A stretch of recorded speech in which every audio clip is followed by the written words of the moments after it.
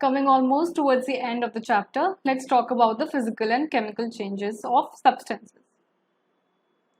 First, we'll have a look at the physical changes.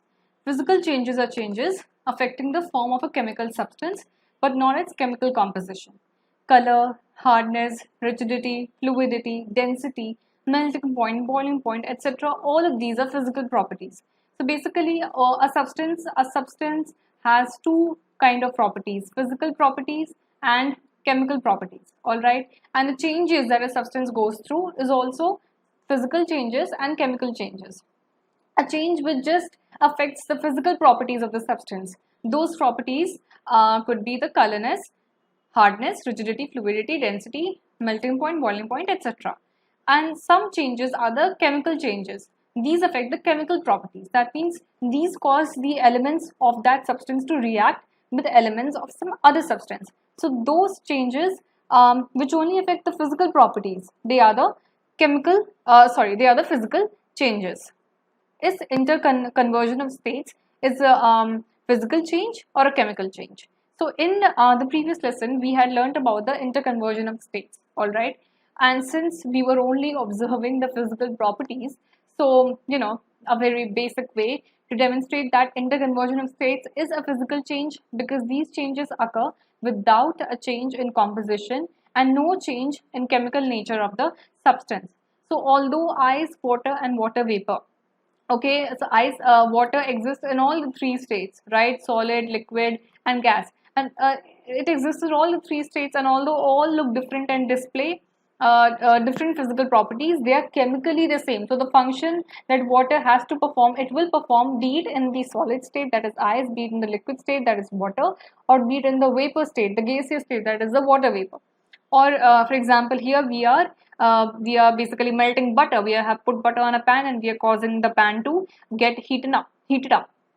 So the just changing the state of a particular substance is just affecting its physical properties, not at all interacting with the chemical composition. So it is only a physical change. Water versus cooking oil. Now both water and cooking oil are liquid, but their chemical characteristics are different. Okay, they differ in color, in flammability, and they also differ in their properties. We know that oil burns in air, whereas water extinguishes fire. So all of the both of these, they have very opposite properties. It is the chemical property of oil that makes it different from water. So although both of them are in the liquid state, but it is the chemical. So what we are trying here to demonstrate is that although the physical state of both oil and water, they are the same, that is the liquid, but chemically they are different. In essential, in nature, they are different, right? Oil is inflammable, whereas water extinguishes fire. All right, so oil is although both are cooked, both are used in cooking, but oil is what you also add to your vegetables, and water is also add what you add to your vegetables. But the property, the changes that they affect are very, very different owing to their chemical nature. Chemical changes. Chemical changes occur when a substance combines with another to form a new substance. Like I told you earlier, when particles of one substance, say A, when it combines with the constituent particles of another substance to form a product, this is what happens when a chemical change occurs. So chemical change brings change in the chemical properties of matter, and we get new substances. We get this new substance, okay? A chemical change is also called a chemical reaction. Why? Because some minute interaction is happening between both the different particles, right? So even when a tomato it is very small, so it's very very light green in color. But when it changes, when it actually ripens, right? When it actually ripens, what we have is a chemical reaction taking place, because some chemical processes they take place and they cause the tomato to ripen up.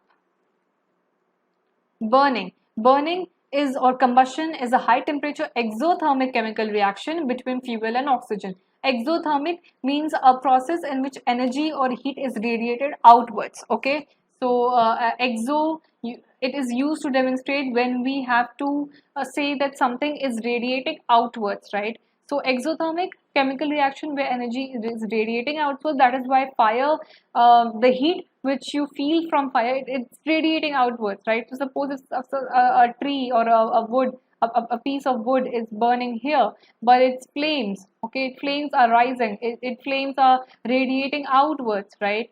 So exothermic in nature, and this chemical reaction is happening between fuel and oxygen. Oxygen, which is very relevant in order to burn, and fuel, which is inflammable in nature. So burning is a chemical change because it is happening between the interaction of these particles, and during this process one substance reacts with another to undergo a change in chemical composition. So when you burn a wood, what you had as a wood earlier, that log of wood won't remain the same when burning has happened. Burning with would cause the wood to all get charred and burned into ashes or something, right? So burning is a chemical change. An interesting fact, do you know that during burning of a candle, both physical and chemical changes take place? Can you distinguish? Physical change is happening here when the state of solid wax, when you melt it by lighting the wick with a match, this solid is the pool, the small pool of wax which you have near the flame, that is in the liquid state. Okay, so this is a chemical change since there is a transition into the solid to the liquid state. A chemical change is happening because at this base level, at this liquid level, where the wick is in touch with where the wick, when the unlighted wick is in touch with the air, okay, and it is also in touch with the wax. So when you light it up, what is happening is this wax is melting, right? So there is a chemical reaction happening between wax and oxygen in the air. So both physical and chemical changes take place during burning of a candle. Question 1. Classify the following as physical or chemical changes. Cutting of trees, we are just cutting off. So a tree is all tall and everything, but when you cut it down, so I don't think that any change is also even happening. So this is just a physical change, right? Melting of butter in a pan is also a physical change. Rusting of almirah. Now, when iron is rusted, iron is basically, iron combines with oxygen to form rust, right? So rusting of an almirah cannot be a physical change because the chemical reaction it is taking place at the core. So this is a chemical change. Boiling of water to form steam, only one state of substance, that is water, is changing from its liquid state to its gaseous state. So this is a physical change. Passing of electric current through water and the water breaking down into hydrogen and oxygen gases, this is definitely a chemical change because we are causing this water molecule to extract, to get separated into its original components, right? So this is a chemical change. Dissolving common salt in water, this may seem a physical change to you, but this is also a chemical change. Why? Because we had only water, right? So when we added, say, salt, that is your basic sodium chloride, or when you're adding sugar into it, so we are combining two different elements, two pure elements, to a salt solution or a sugar solution, right? So when we are causing this to happen, we are changing the properties, the basic properties that just water held, or what a small grains of salt or sugar held individually, right? So this is a chemical change. Making a fruit salad with raw fruits, this is a physical change because we are just mixing up fruits. And burning of paper in woods, like it was demonstrated earlier, burning is a chemical change. Question 2. Try segregating the things around you as pure substances or mixtures. So we know that most of the things that exist in our surrounding, most of the matter that exists in our surroundings, they are in the state of mixture because it is very difficult to obtain pure substances because every matter is in a constant state of interaction, and to obtain one pure substance would be very difficult. So what we obtain around here are basically mixtures. What are the types of pure substances? Elements. An element is a pure substance consisting only of atoms that all have the same number of protons in their atomic nuclei. According to Antoine Laurent Lavoisier, a French chemist, element is a basic form of matter that cannot be broken down into simpler substances by chemical reactions. Elements can normally be divided into metals, non-metals and metalloids. So an element is a pure substance and it consists only of atoms that all have the same number of protons in their atomic nuclei. So we know that atoms have the basic nucleus, then they also have protons which are positive in nature, right? And we also have the electron which are negative in nature, which are the carrier of negative energy. So according to this French chemist Antoine Laurent Lavoisier, a basic form of matter that cannot be broken down into simpler substances by chemical reactions, this basic form of matter which has the atoms that that particular element has, it all have the same number of protons in their atomic nuclei. So elements can be normally divided into metals, non-metals and metalloids. Let us have a look at them. Properties of metal. Metals usually show some or all of the physical properties. They are lustrous, that is, they are shiny in nature. They have silvery gray or golden yellow color which shines. They can conduct. Metal is a very good conductor of heat as well as electricity. It is ductile, that is, it can be drawn into wires. It is malleable, that means it can be hammered into thin sheets. And it is sonorous, means when it is hit, it makes a ringing sound. Now, some metals may show all of these qualities, while some metals may only show some of these qualities. But usually metals have all of these properties. Examples of metals are gold, silver, copper, iron, sodium, potassium, etc. As you can see here, metals are very malleable because they can be they can be hammered into sheets such as these, and they are very ductile because they can be made into wires. All right. Properties of nonmetals.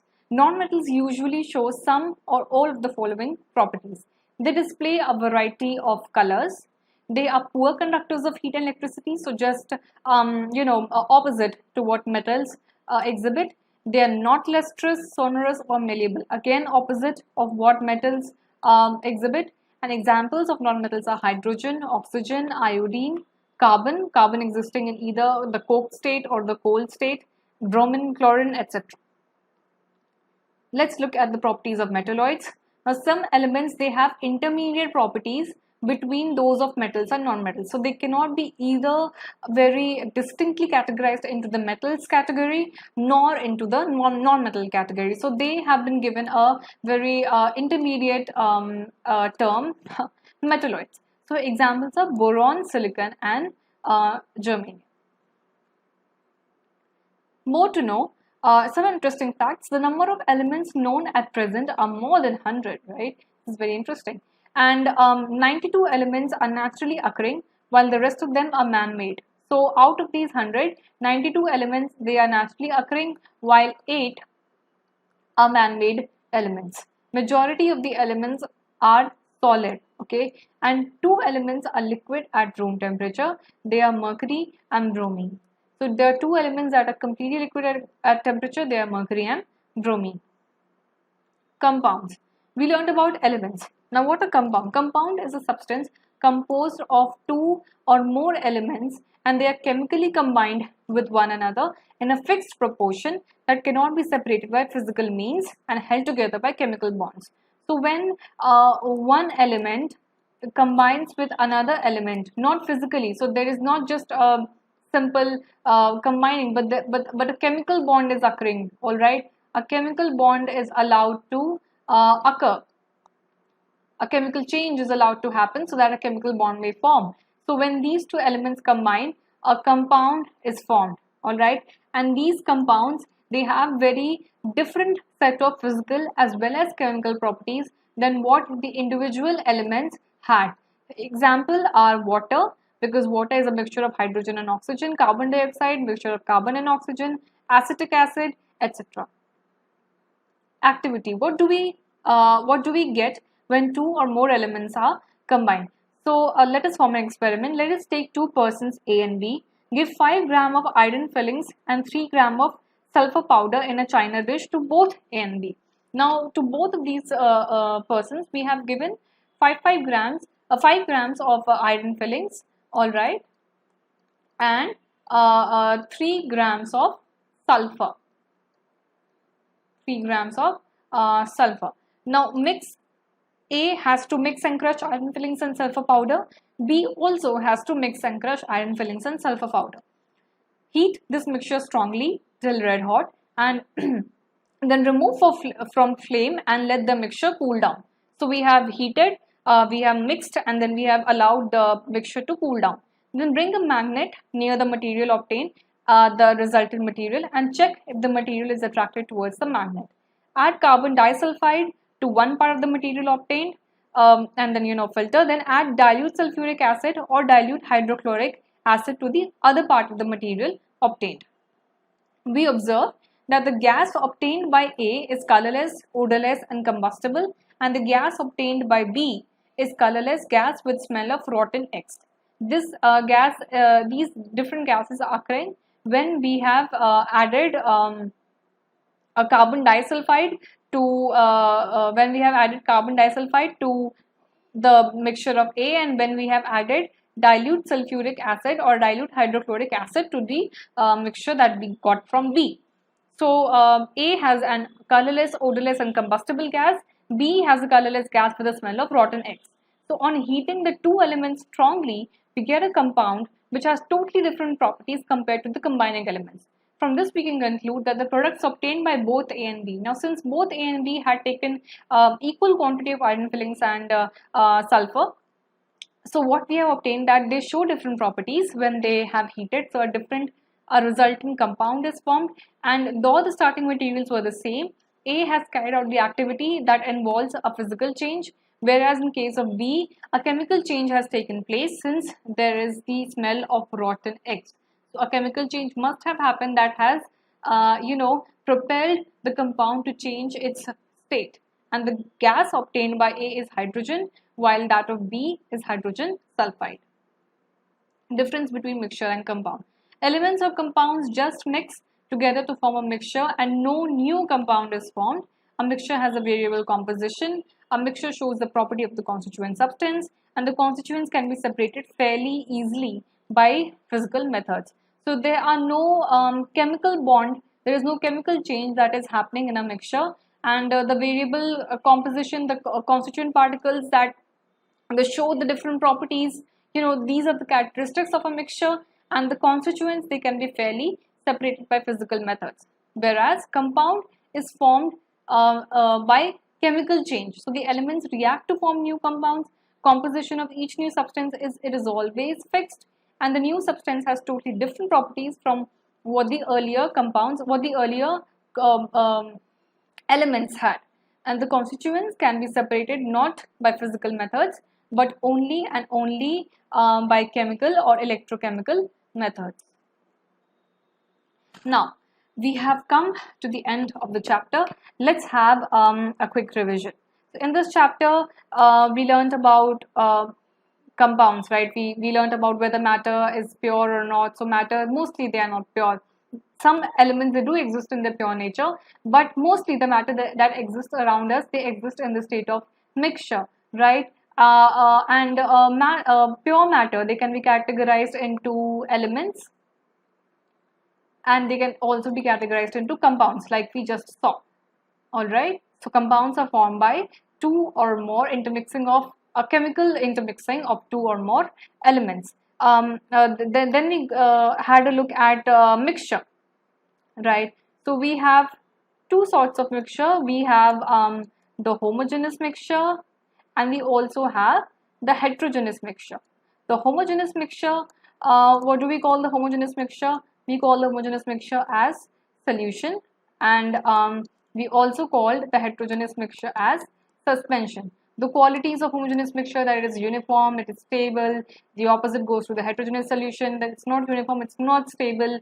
Then we learned about a specific type of a heterogeneous mixture, that is the colloid, right? So colloid, they may exhibit some properties of homogeneous mixture, that is they may exhibit to be a uniform and stable in state, but they are actually a heterogeneous mixture, and there are very different phases of solute and solvent in colloid.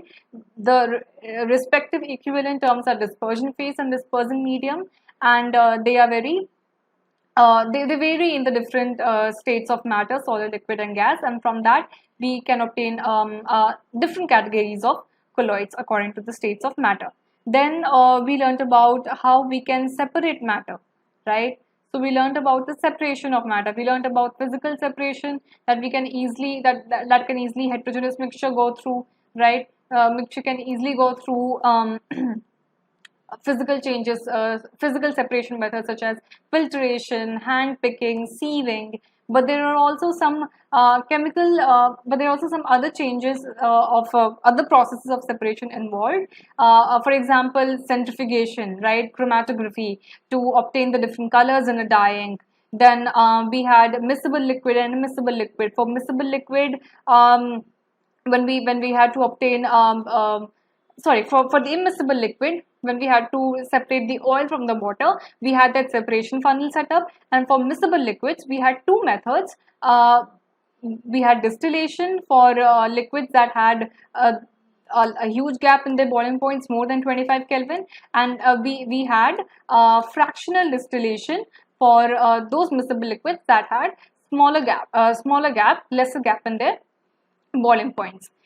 Then we also had a look upon mixture and compounds. How mixture is only a category of physical intermixing of substances, whereas compounds is mixed through a chemical change. Then we had a look at the changes. All right, we had a look at the changes in the matter around us. We had a look at the physical changes. We had a look at the chemical changes. So what we had a look at the properties, the physical properties and the chemical properties, and how a chemical change is different because it is basically a chemical reaction between two or more elements, and how a physical change is just maybe a change of state or some other change that does not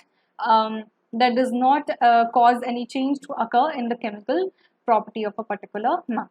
So these are in a nutshell all the different variant things that we got to learn in this chapter. Thank you so much for joining me here today, and we will be learning more about matter and more about chemistry in the further chapters to come. Thank you so much, and study well.